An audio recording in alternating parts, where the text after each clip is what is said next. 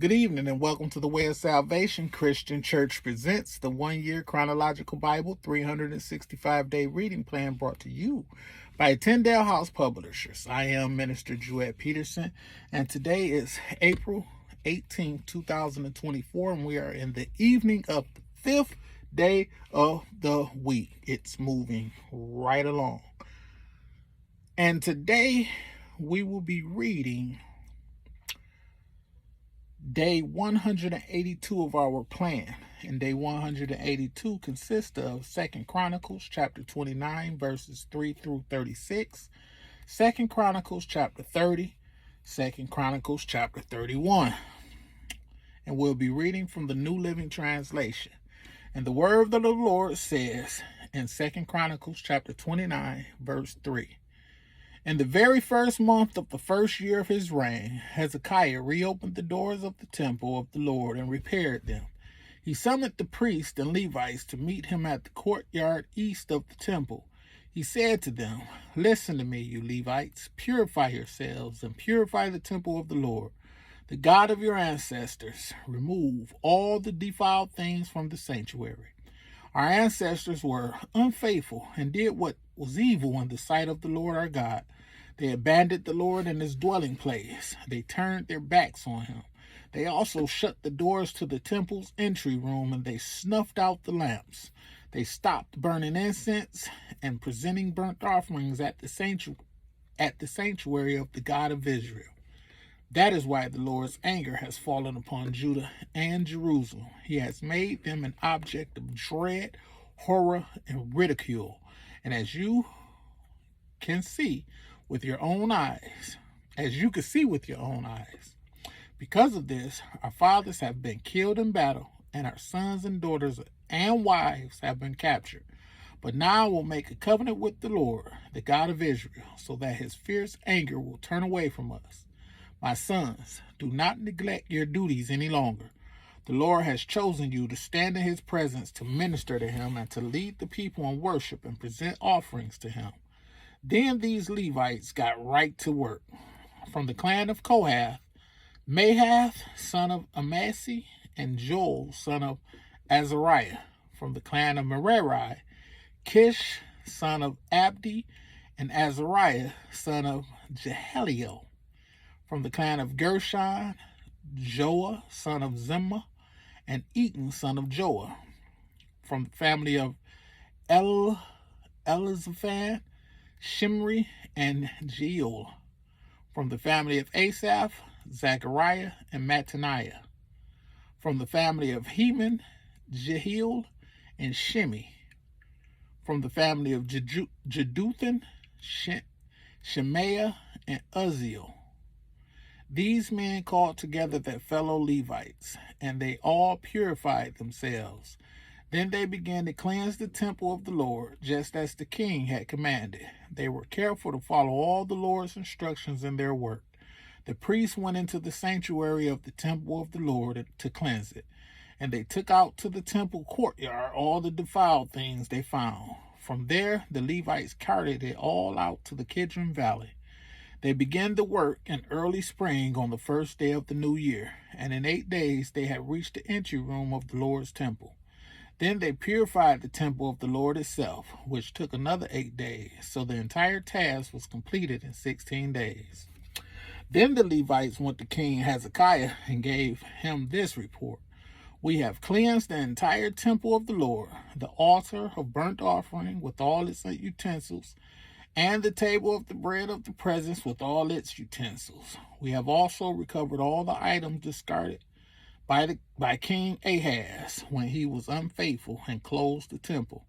They are now in front of the altar of the Lord, purified and ready for use." Early the next morning, King Hezekiah gathered the city officials and went to the temple of the Lord. They brought 7 bulls, 7 rams, and 7 male lambs as a burnt offering, together with 7 male goats as a sin offering for the kingdom, for the temple, and for Judah. The king commanded the priests, who were descendants of Aaron, to sacrifice the animals on the altar to the Lord. So they killed the bulls, and the priests took the blood and sprinkled it on the altar. Next, they killed the rams and sprinkled their blood on the altar. And finally, they did the same with the male lambs. The male goats for the sin offering were then brought before the king and the assembly of people who laid their hands on them. The priests then killed the goats as a sin offering and sprinkled their blood on the altar to make atonement for the sins of all Israel. The king had specifically commanded that this burnt offering and sin offering should be made for Israel. King Hezekiah then stationed the Levites at the temple of the Lord with cymbals, lyres, and harps. He obeyed all the commands that the Lord had given to King David through Gad, the king's seer, and the prophet Nathan. The Levites then took their positions around the temple with the instruments of David, and the priests took their positions with the trumpets. Then Hezekiah ordered that the burnt offering be placed on the altar.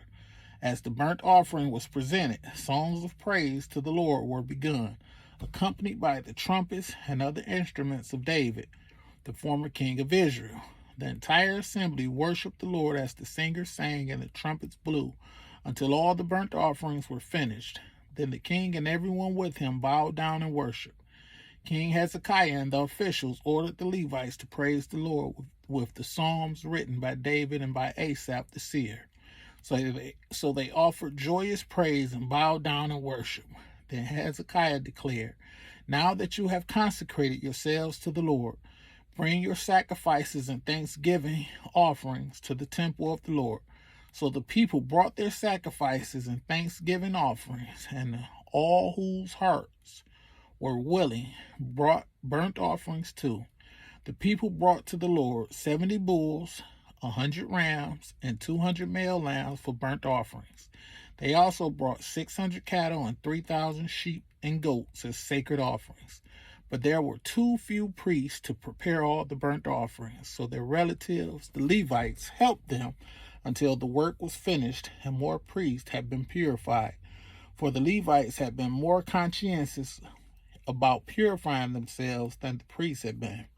There was an abundance of burnt offerings, along with the usual liquid offerings, and a great deal of fat from the many peace offerings. So the temple of the Lord was restored to service, and Hezekiah and all the people rejoiced because of what God had done for the people, for everything had been accomplished so quickly. 2 Chronicles chapter 30. This section is preparations for Passover. We're starting at verse 1.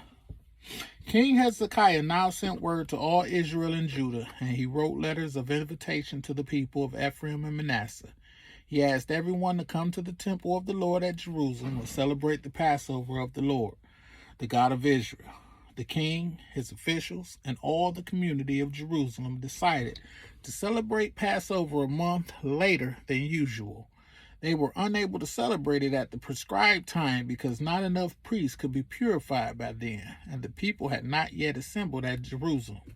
This plan for keeping the Passover seemed right to the king and all the people. So they sent the proclamation throughout all Israel, from Beersheba in the south to Dan in the north, inviting everyone to come to Jerusalem to celebrate the Passover of the Lord, the God of Israel.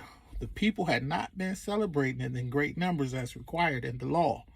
At the king's commands, runners were sent throughout Israel and Judah. They carried the letters that said, "O people of Israel, return to the Lord, the God of Abraham, Isaac, and Israel, so that he will return to the few of us who have survived the conquest of the Assyrian kings. Do not be like your ancestors and relatives who abandoned the Lord, the God of their ancestors, and became an object of derision, as you yourselves can see. Do not be stubborn as they were, but submit yourselves to the Lord. Come to his temple, which he has set apart as holy forever. Worship the Lord your God, so that his fierce anger will turn away from you. For if you return to the Lord, your relatives and your children will be treated mercifully by their captors, and they will be able to return to this land. For the Lord your God is gracious and merciful. If you return to him, he will not continue to turn his face from you." Next section is celebration of Passover. Verse 10. The runners went from town to town throughout Ephraim and Manasseh, and as far as the territory of Zebulun. but most of the people just laughed at the runners and made fun of them. However, some people from Asher, Manasseh, and Zebulun humbled themselves and went to Jerusalem. At the same time, God's hand was on the people in the land of Judah, giving them all one heart to obey the orders of the king and his officials who were following the word of the Lord. So a huge crowd assembled at Jerusalem in mid-spring to celebrate the festival of unleavened bread. They set to work and removed the pagan altars from Jerusalem. They took away all the incense altars and threw them into the Kidron Valley. On the 14th day of the second month, 1 month later than usual, the people slaughtered the Passover lamb. This shamed the priests and Levites, so they purified themselves and brought burnt offerings to the temple of the Lord. Then they took their places at the temple as prescribed in the law of Moses, the man of God. The Levites brought the sacrificial blood to the priests, who then sprinkled it on the altar. Since many of the people had not purified themselves, the Levites had to slaughter their Passover lamb for them to set them apart for the Lord. Most of those who came from Ephraim, Manasseh, Issachar, Zebulun had not purified themselves, but King Hezekiah prayed for them, and they were allowed to eat the Passover meal anyway, even though this was contrary to the requirements of the law. For Hezekiah said, "May the Lord, who is good, pardon those who decide to follow the Lord, the God of their ancestors, even though they are not properly cleansed for the ceremony." And the Lord listened to Hezekiah's prayer and healed the people. So the people of Israel who were present in Jerusalem joyously celebrated the festival of unleavened bread for 7 days. Each day the Levites and priests sang to the Lord, accompanied by loud instruments. Hezekiah encouraged all the Levites regarding the skill they displayed as they served the Lord. The celebration continued for 7 days. Peace offerings were sacrificed, and the people gave thanks to the Lord, the God of their ancestors. The entire assembly then decided to continue the festival another 7 days, so they celebrated joyfully for another week. King Hezekiah gave the people 1,000 bulls and 7,000 sheep and goats for offerings, and the officials donated 1,000 bulls and 10,000 sheep and goats. Meanwhile, many more priests purified themselves. The entire assembly of Judah rejoiced, including the priests, the Levites, all who came from the land of Israel, the foreigners who came to the festival, and all those who lived in Judah. There was great joy in the city, for Jerusalem had not seen a celebration like this one since the days of Solomon, King David's son. Then the priests and Levites stood and blessed the people, and God heard their prayer from his holy dwelling in heaven. 2 Chronicles chapter 1, the first section will be Hezekiah's religious reforms, and we're starting at verse 1. When the festival ended, the Israelites who attended went to all the towns of Judah, Benjamin, Ephraim, Manasseh, and they smashed all the sacred pillars, cut down the Asherah poles, and removed the pagan shrines and altars. After this, the Israelites returned to their own towns and homes. Hezekiah then organized the priests and Levites into divisions to offer the burnt offerings and peace offerings and to worship and give thanks and praise to the Lord at the gates of the temple. The king also made a personal contribution of animals for the daily morning and evening burnt offerings, the weekly Sabbath festivals, the monthly new moon festivals, and the annual festivals are prescribed in the law and the law of the Lord. And the annual festivals as prescribed in the law of the Lord. In addition, he required the people in Jerusalem to bring a portion of their goods to the priests and Levites so they could devote themselves fully to the law of the Lord. When the people of Israel heard these requirements, they responded generously by bringing the first share of their grain, new wine, olive oil, honey, and all the produce of their fields. They brought a large quantity, a tithe of all they produced. The people who had moved to Judah from Israel and the people of Judah themselves brought in the tithes of their cattle, sheep, and goats, and a tithe of the things that had been dedicated to the Lord their God. And they piled them up in great heaps. They began piling them up in late spring, and the heaps continued to grow until early autumn. When Hezekiah and his officials came and saw these huge piles, they thanked the Lord and his people Israel. Where did all this come from? Hezekiah asked the priests and Levites. And Azariah the high priest from the family of Zadok replied, since the people began bringing their gifts to the Lord's temple, we have had enough to eat and plenty to share. The Lord has blessed his people, and all this is left over. Hezekiah ordered that storerooms be prepared in the temple of the Lord. When this was done, the people faithfully brought all the gifts, tithes, and other items dedicated for use in the temple. Conaniah,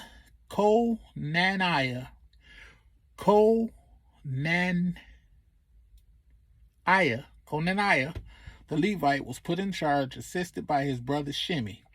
The supervisors under them were Jehiel,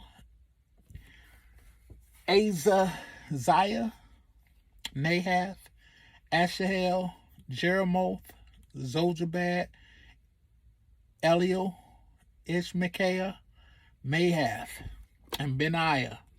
These appointments were made by King Hezekiah and Azariah, the chief official in the temple of God. Kor, son of Imnah, the Levite, who was the gatekeeper at the east gate, was put in charge of distributing the voluntary offerings given to God, the gifts, and the things that had been dedicated to the Lord. His faithful assistants were Etan, Minimim, Jeshua, Shemaiah, Amariah, and Shekinah. They distributed the gifts among the families of priests in their towns by their divisions, dividing the gifts fairly among old and young alike. They distributed the gifts to all males 3 years old and older, regardless of their place in the genealogical records.